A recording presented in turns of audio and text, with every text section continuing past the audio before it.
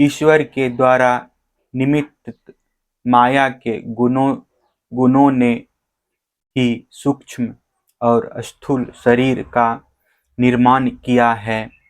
जीव को शरीर और शरीर को जीव समझ लेने के कारण ही स्थूल शरीर के जन्म मरण और सूक्ष्म शरीर के आवागमन का आत्मा पर आरोप किया जाता है।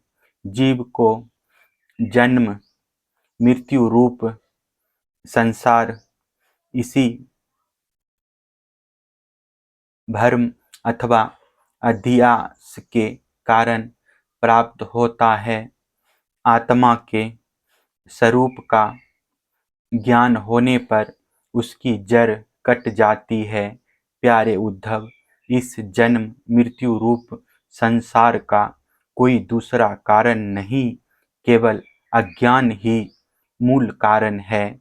इसलिए अपने वास्तविक स्वरूप को, आत्मा को जानने की इच्छा करनी चाहिए। अपना यह वास्तविक स्वरूप समस्त प्रकृति और प्रकृत जगत से अतीत, दैत की गंध से रहित एवं अपने आप में ही स्थित है। उसका और कोई आधार नहीं है।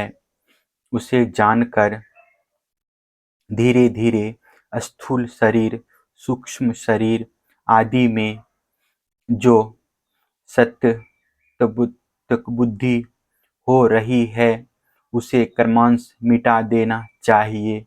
यज्ञ में जब अग्नि मंथन करके अग्नि उत्पन्न करते हैं तो उसमें नीचे ऊपर दो लकड़ियां रहती है और बीच में मंथन काष्ठ रहता है। वैसे ही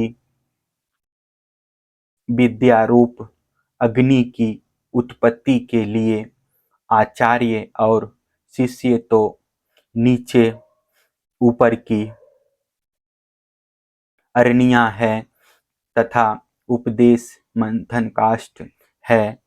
इनसे जो ज्ञान अग्नि प्रज्वलित होती है वह विलक्षण सुख देने वाली है। इस यज्ञ में बुद्धिमान शिष्य सद्गुरु के द्वारा जो अत्यंत विशुद्ध ज्ञान प्राप्त करता है वह गुणों से बनी हुई विषयों की माया को भस्म कर देता है। तत्पश्चात वे गुण भी भस्म हो जाते हैं जिनसे कि यह संसार बना हुआ है। इस प्रकार सबके भस्म हो जाने पर जब आत्मा के अतिरिक्त और कोई वस्तु शेष नहीं रह जाती तब वह ज्ञानाग्नि भी ठीक वैसे ही अपने वास्तविक स्वरूप में शांत हो जाती है जैसे समिधा ना रहने पर आग बुझ जाती है। प्यारे उद्धव, यदि तुम कदाचित कर्मों के कर्ता और सुख दुखों के भोगता जीवों को अनेक तथा जगत काल वेद और आत्मा को नित्य मानते हो, साथ ही समस्त पदार्थों की स्थिति प्रवाह से नित्य और यथार्थ स्वीकार करते हो तथा यह समझते हो कि घट पट आदि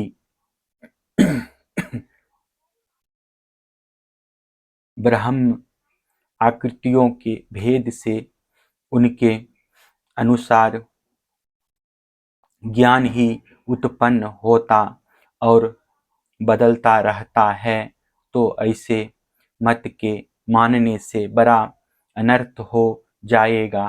क्योंकि इस प्रकार जगत के कर्ता आत्मा की नित्य सत्ता और जन्म मृत्यु के चक्र से मुक्ति भी सिद्ध ना हो सकेगी। यदि कदाचित ऐसा स्वीकार भी कर लिया जाए तो देह और संवत्सरादि कालयोगों के संबंध से होने वाली जीवों की जन्म मरण आदि अवस्थाएं भी नित्य होने के कारण दूर ना हो सकेगी, क्योंकि तुम देह आदि पदार्थ और काल की नित्यता स्वीकार करते हो। इसके सिवा यह भी कर्मों का कर्ता तथा सुख दुख का भोगता जीव परतंत्र ही दिखाई देता है। यदि वह स्वतंत्र हो तो दुख का फल क्यों भोगना चाहेगा।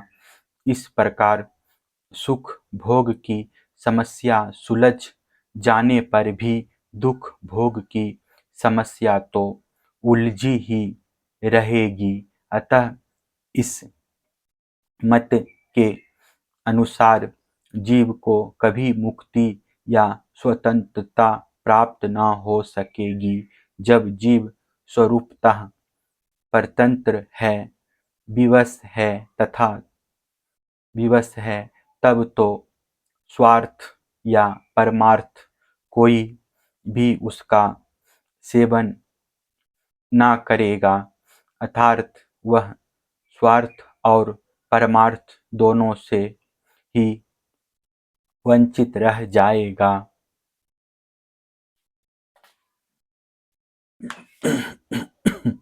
यदि यह कहा जाए कि जो भली भांति कर्म करना जानते हैं वे सुखी रहते हैं और जो नहीं जानते उन्हें दुख भोगना पड़ता है, तो यह कहना भी ठीक नहीं, क्योंकि ऐसा देखा जाता है कि बड़े बड़े कर्म कुशल विद्वानों को भी कुछ सुख नहीं मिलता और मूढ़ों का भी कभी दुख से पाला नहीं पड़ता। इसलिए जो लोग अपनी बुद्धि या कर्म से सुख पाने का घमंड करते हैं, उनका वह अभिमान व्यर्थ है।